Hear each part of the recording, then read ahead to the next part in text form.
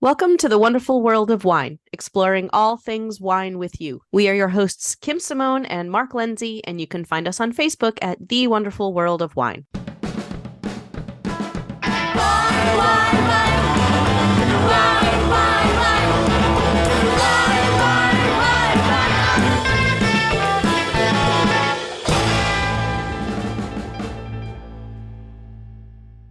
Hello, everyone, and Happy New Year. Welcome to the wonderful world of wine. We are starting a new year with each other as we continue to talk about trending topics in the wine world. Happy New Year, Mark. You too, Kim. Can you believe it? 2024. I can't believe Wow, holidays time's went fast. really flying. Everything went so quick, but we're back for our first show of the new year. So exciting. Yeah, and the way that we usually kick off the new year, if you are a new listener, is we like to talk about either trending topics that are kind of top of mind right now or kind of a review of the year before. So I think we're going to talk about kind of what are the trending topics as far as purchasing wine. Yeah. For how it went last year and maybe some speculation on how it's going to go this year. Yeah, trends we've been seeing at the end of last year and starting this year, and we're going to talk about it and let the listeners know what we've seen or seeing, and all things wine. Let's see what happens. Right. So there's a lot going on with sort of shifting demographics, but also shifting how people are buying wine, what people are buying. And there's a lot of good data out there really to kind of get a grasp on what's going on in the wine world as far as consumer sentiment, what people are buying, what they're looking for. So there's some new things, but there's also some things that we have seen before. And one of the things that struck me, Mark, as we were reading through a whole bunch of articles by the end of the year was why people buy what they buy. And it's kind of a number of factors. You know, it's what does the wine taste like? What's the marketing like? Is it a brand? And that sort of changes through people's age, but also across the world, depending on where you are. Yeah, and it's one of those things Kim and I are always trying to figure out. What are people drinking? What's the trend out there? And what do we need to educate people on? What do we need to stock for people to buy? And it's a battle all the time. Mm-hmm. We don't know what the heck is going on. You hear these stories, but you might not see what's going on. But I think the first one we're going to start with, Kim, was that people buy based on what the wine looks like. Is that correct? Yeah, the label. Okay. The label, which you know, we're absolutely big label no fans. Surprise. Yeah. And as a wine buyer and a wine geek, I mean, you and I, we look at labels and oh, that's a nice label. It draws your attention, right? But we really like to let the listeners know to pay attention what's inside it. So what were some of the stats on this story, Kim, about the labels? So that marketing and branding is very important in wine, just like it is for all sorts of consumer goods. You know, people really do pay attention to sort of an eye-catching design on a label. And I mean, we've talked about this, you know, forever and ever. And I tell people there's really no shame in in choosing a label that catches your eye. Whoever the designer is has done their job. You know, that's what they're paid for, is to make something that looks appealing and to get you to take that bottle of wine in your hand. So I don't put anybody down for buying a bottle of wine by what it looks like, but I do like people to have some sort of an understanding of what does that wine taste like, because I feel like from all of our own personal anecdotes, but also things that we read in the press and that we read about how consumers feel about a particular wine, really the taste of the wine is what it comes down to. So I think if we can do that combination of it's a great looking bottle, it's a great looking label, but people have tried it, have liked it, and want to come back for more, then that's kind of a winning formula there. Yeah, I don't think many people have told me buy this wine because the label is so cool or it looks cool. But that seems to be, 85% of the 1,800 I don't know, that 19 crimes surveyed. thing was all about the label. Yeah, I mean, that started the whole reality thing of labels. But 85% of the people in this survey picked wines based on the label, which that's a high amount. It said in the article, they base that on a well-designed label, Kim. So I'm wondering, what is a well-designed label? What does that mean to a consumer? Yeah, that's a good question. It probably varies depending on the wine and consumers' expectations. of what's in the wine. See an awful lot of more modern wines kind of have more modern labels, more traditional wines stick to more traditional labels if they're from, more traditional heritage areas. So I think there's a lot of flexibility on the wine label for what a customer is looking for. And we talked in the past, there was a stat out there saying labels that have chateau pictures on them sell a lot because people like seeing the chateau picture on the label. Yeah, that romance of the label, right? Yeah, and we've seen a lot of studies where certain colors draw people's attention to the label and they market by that. So I'm sure the big brands love this type of survey and market or change marketing based on this, right? They say, it's like market research for them, right? Yeah, people want catchy labels. Or I've seen it, the old trends where they say, well, animals on a label. It all started with yellowtail, then dogs were going on the labels. People were buying because there was a dog on the label. So I just think it's a trend that keeps going. I'm just so shocked at the number. And I just think surveys like this are just going to keep supporting big guys for branding and future marketing studies. So where do you want to go next? Let's talk about a VinePair article that was talking about wine labels and saying, Kim, a way to have a little party with people is to have dramatic readings of the wine labels when you're drinking the wine. So this was so much fun. I figured you'd like this. You like these type of ideas. You always have I should have brought a bottle with me to demonstrate a dramatic reading. I totally read it wrong when I saw the title, but why don't you explain to the listeners what the VinePair was saying you should do? So it's just poking a little bit of fun about the language on a wine label, be it the front of the label or the back of the label, because you get all kinds. You get the flowery language that just talks about kind of this myth of where this wine is made. And it's a small town and, we walk to work every day kind of thing. It doesn't actually tell you what the wine tastes like, but it conjures up a picture of where you might want your wine to have come from, to other wines that are just technical data. And you can certainly read technical data in a humorous way. And then there was one whole thing about reading all the health warnings. Yeah.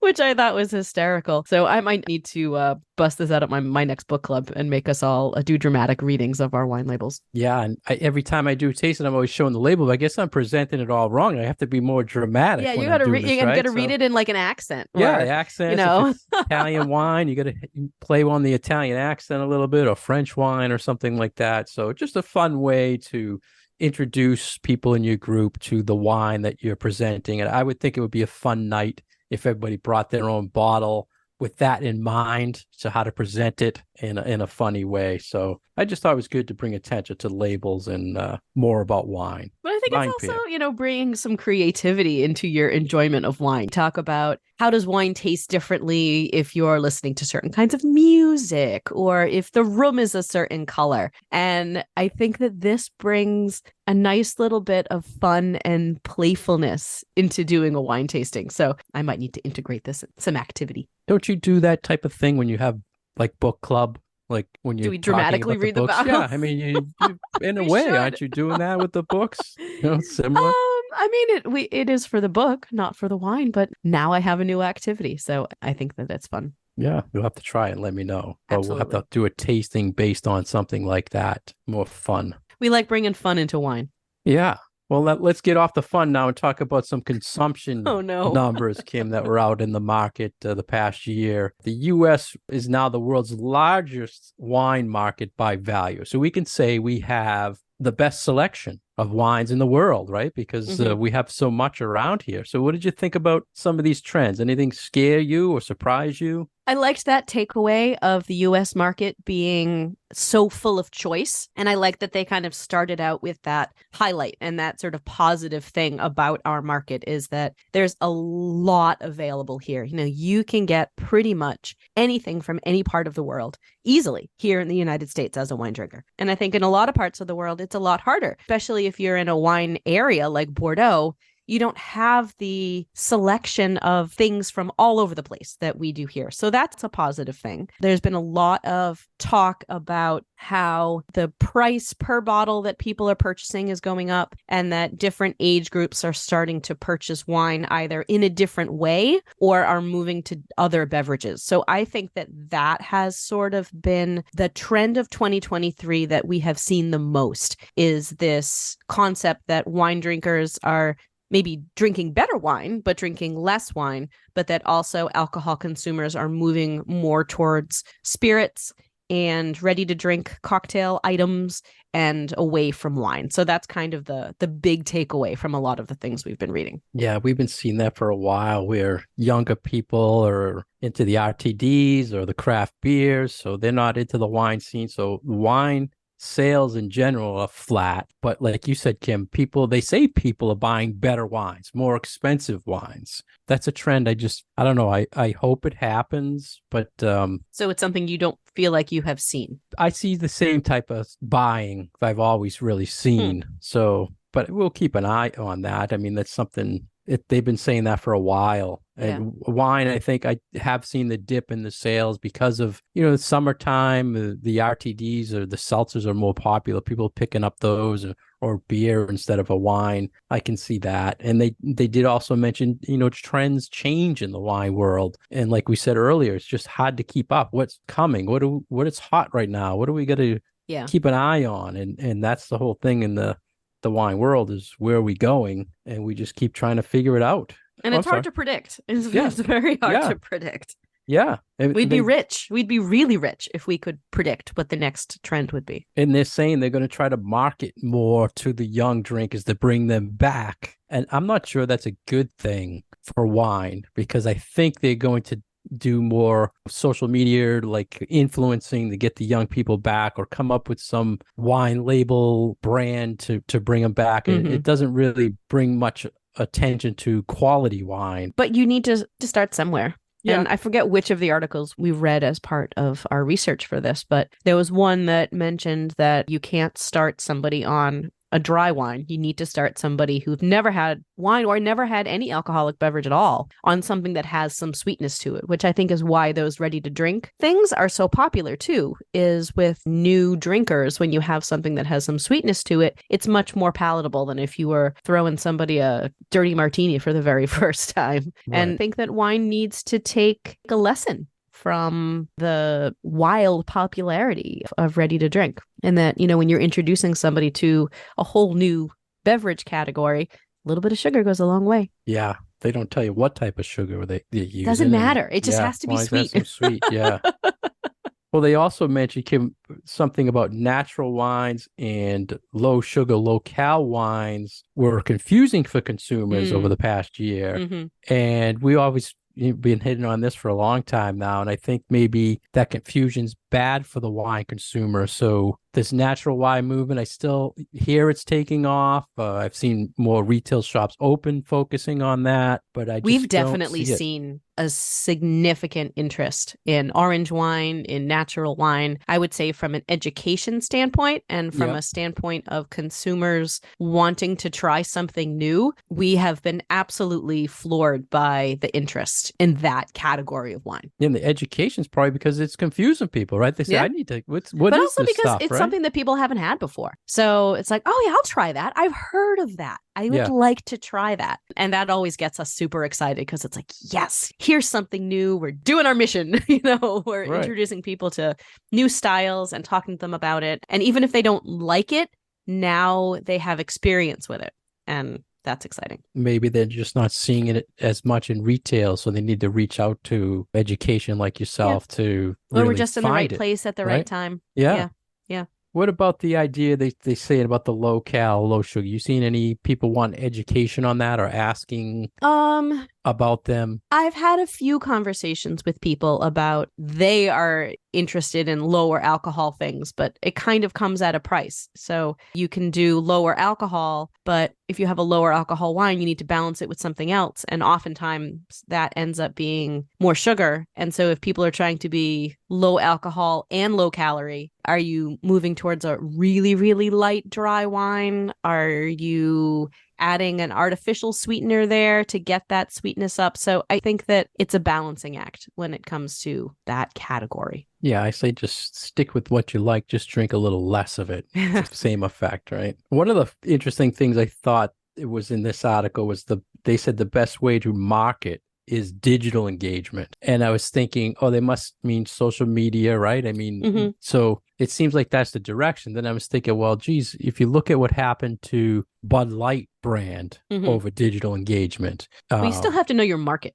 Yeah, right. So, but I'm just saying there's things that can get you into trouble with digital marketing too. And I don't really think, well, that gets back to the young consumer. That's the way they want to go. But I think we need more engagement with people, like you said, to learn their profiles a little bit, some way to engage that way more than just putting junk out there to grab their attention, you know? Anyway, it's a good start of a lot of stories we had there, Kim. A lot that came out of the last year. One of the takeaways that I had too was that it seems that there was a long holdover and recovery of the market after COVID, and we seem to have finally come out the other side of that one. So hooray for that. Yeah, things are getting back in stock. People are getting back out. Restaurants are getting back in the groove. Though I just heard that recently the restaurants have been a little down. You know, I haven't heard after the holidays, but have to find out about that. But I heard it's been down. Well, I think it's been hard too because it's been hard to hire people. So I know there are a number of restaurants that weren't even able to have all of their table because they didn't have enough staff to staff them all. So that could be a reason why you're not turning over as many tables per night, because you just don't have all of your tables opened up. I know that has definitely been something that I have experienced in a bunch of my local restaurants when I go out to eat, that, you know, half the restaurant looks empty, but it's not because people don't want to eat there. It's because they just don't have enough staff.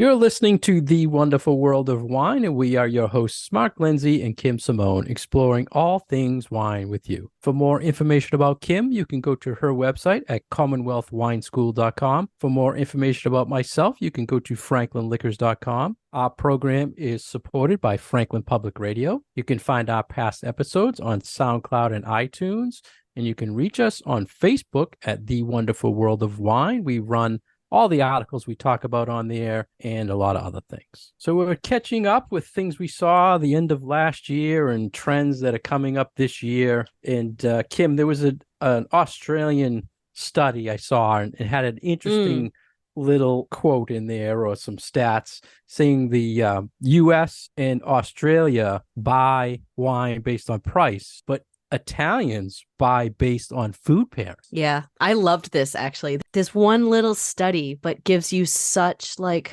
cultural insight into how people in different countries buy wine. I actually thought that this was quite fascinating. Yeah, interesting. And all countries buy based on recommendations by someone else that they trust. And taste. And taste. Everybody bought on, if it was something that they had had before and they had liked it, then they were very much more likely to purchase it again. That's great. I think that is a great stat. I love hearing that.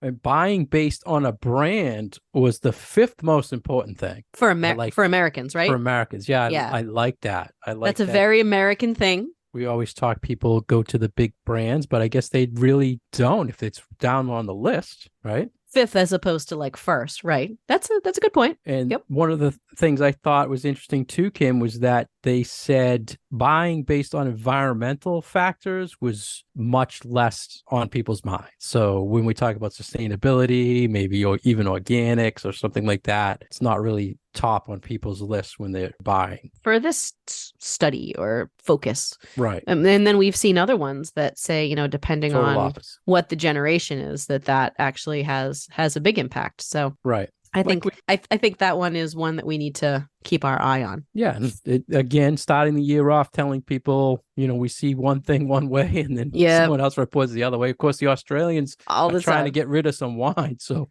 you know, they need to put out all the good stuff they can. That's right. Here, buy our wine. Yeah. So what next, Kim? I think that was all on that Australian thing I thought was interesting. There was one about the world has this glut of wine, Kim, and we saw a lot of this the end of the year.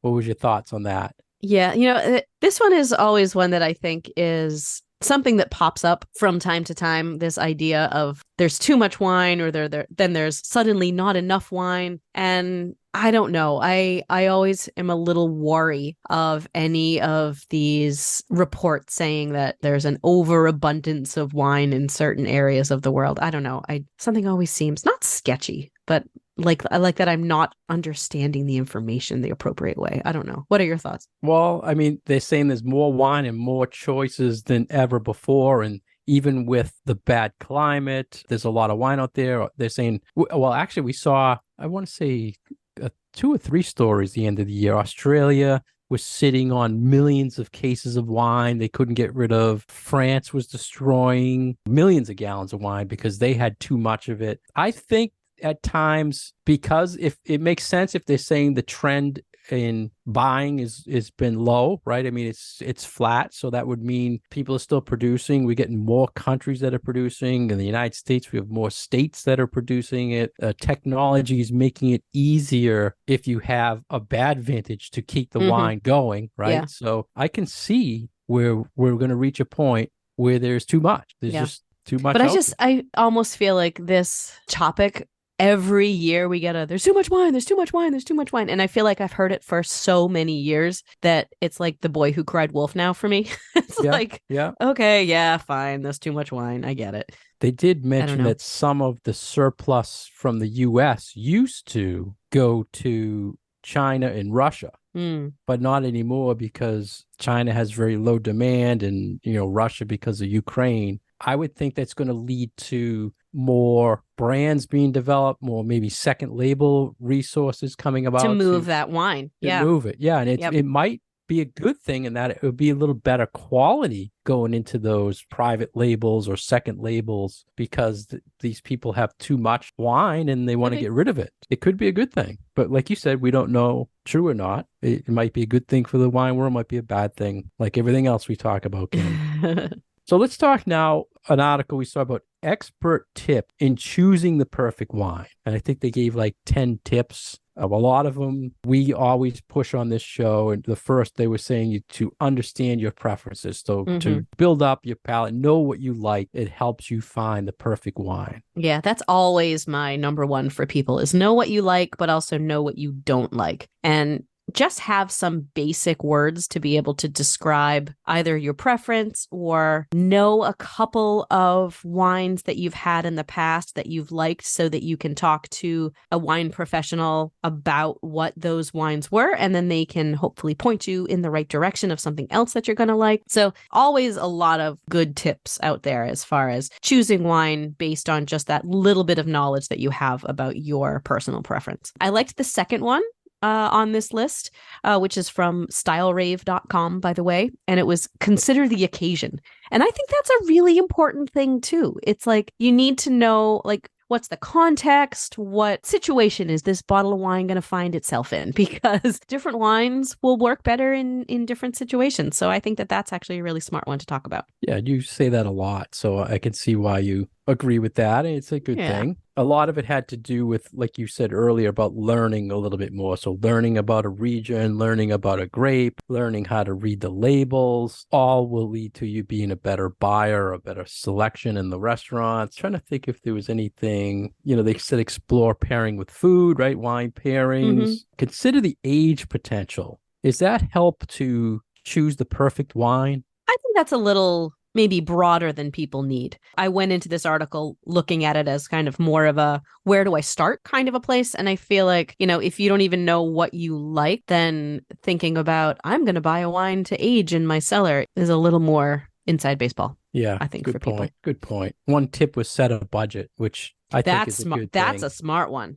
That's something that anytime someone asks when they're looking for a wine, I'll give them, what price point do you want to be in? And I try to always have things at different price points so people have an Yeah. option. And this can be a real hard one for people because people sometimes don't want to admit that they maybe don't have the budget to spend a little bit more money than they want to. Yeah. So, and it can be a hard conversation to have with someone. So, just I would say as a recommendation for folks on the consumer side, be honest. If you know you don't want to spend more than $10 a bottle, $12 a bottle, be upfront with that. But then also, it's a little advice to people who are selling wine, don't make people feel bad if they have a budget that might be a little bit lower than you would like to get them to, because there are good things out there in every price point, in a bunch of different styles. I mean, you're not going to find a good big Napa cab at $10, but you might find something else from another part of the world that you'll be perfectly happy with. So I think that there is, advice on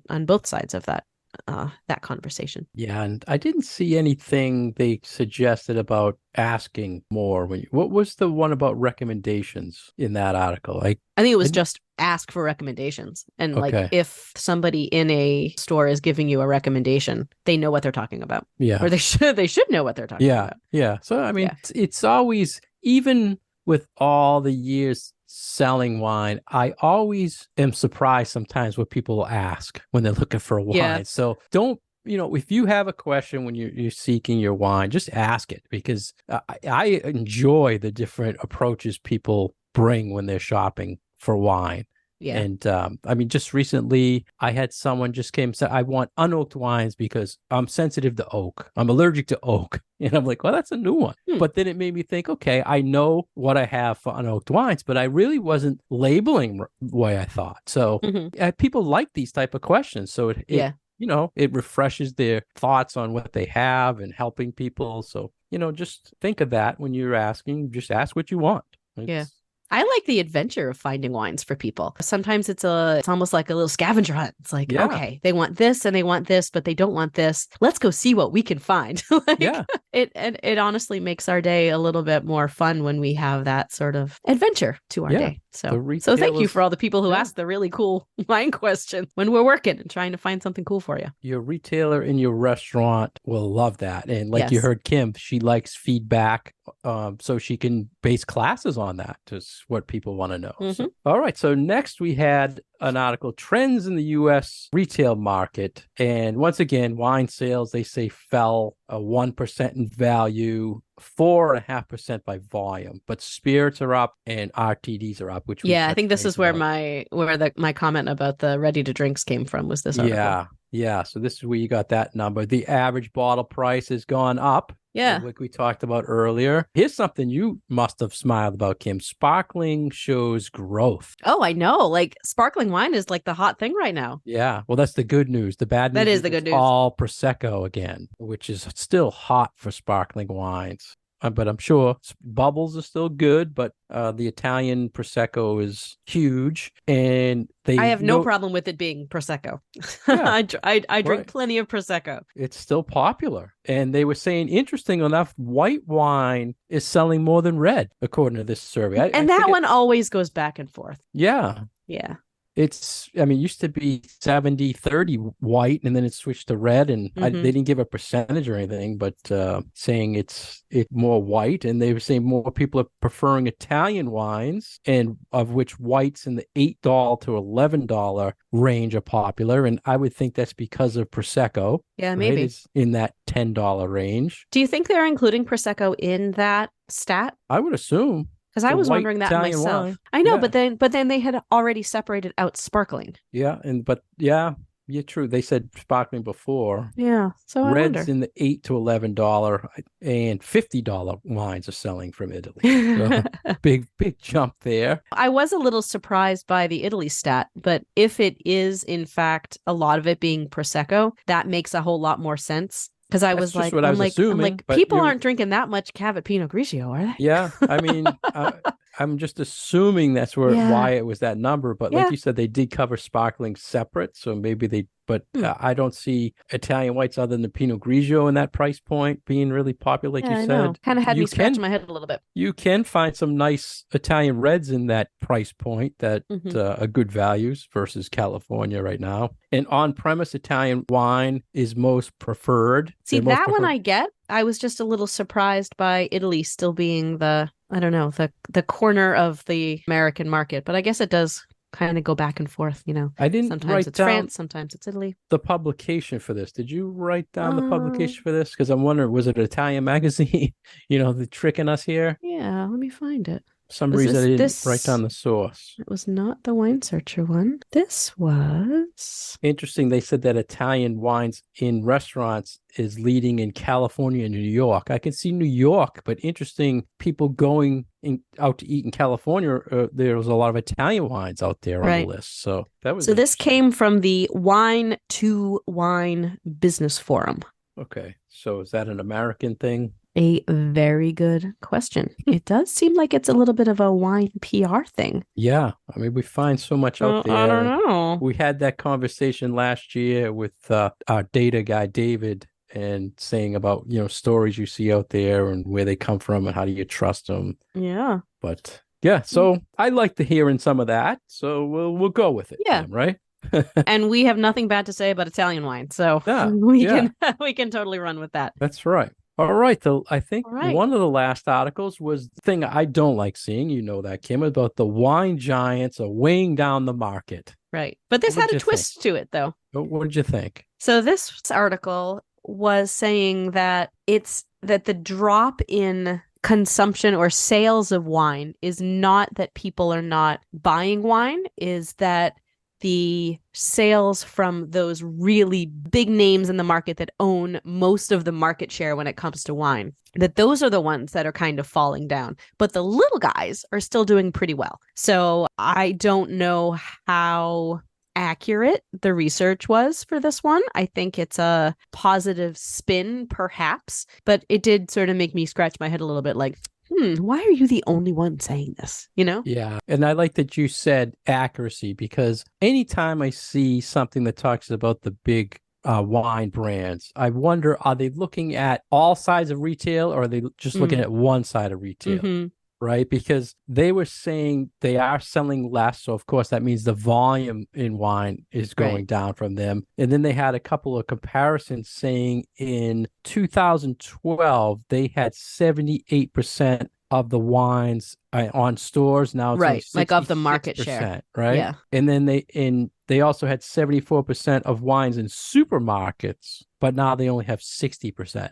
So does that mean the bigger stores are now trying to put in a little more selection and getting away from the big brands a little bit, which would lead to their drop in volume? I think the question is, what is that being replaced with? Is it being replaced with other wine brands, or is it being replaced RTD, with RTD? Is it being replaced with seltzer, hard seltzers? Is it being replaced with craft beer? I think that's the bigger question, is what are people buying instead? It's good we think different here, because I was thinking it's a good thing. Maybe they're looking at smaller brands now, but you're right. It could just be other products. But I would hope that, wine. A researcher would have thought of that, that it actually is still wine consumption, just different brand wine consumption. And they mentioned in this article, the giants, they were saying the big seven. I've only really always heard the big five. Mm-hmm. And you always talk about the five when you do. I always talk about the five, and they were saying considered Bronco wines in there. And I mean, to me, it's just Gallo Constellation Wine Group, but they also mentioned Trinchero, Delicato, Treasury, and Bronco. So I can see that too. I mean, guys. they have pretty big market share as well. Yeah. So I think with the Bronco thing, they still have Trader Joe's, right? I believe so. Yeah. I always get mixed up because Franzia sold. I know. I get confused too. All these things. And then in the end of the year, last year, Gallo just bought Brombauer. So they're trying to buy some of the bigger independent brands to beef up their portfolio. So it's kind of scary in a way, but I don't know, just another thing going on in the wine. So I think that was it for the articles to start the year, Kim. We kind of updated the listeners what's going on here, right? We have a lot of interesting interviews scheduled in 2024, so I hope the listeners will stay tuned. We're bringing guests on all the time now, and we'll always keep up with the other articles we see out there. Anything else, Kim, on trends or things you want to tell the listeners to start the year? I feel like it's finally calmed down a little bit after COVID and things. We've all kind of gotten our feet again, and it's great that the restaurant sphere has started coming back. It's good to see some creativity in the market as well. Younger people in their 20s and 30s kind of getting into it as well. And I love to see the enthusiasm of committed wine drinkers, but also brand new wine drinkers. So I'm approaching the beginning of the year with a positive outlook, and we'll see what 2024 holds.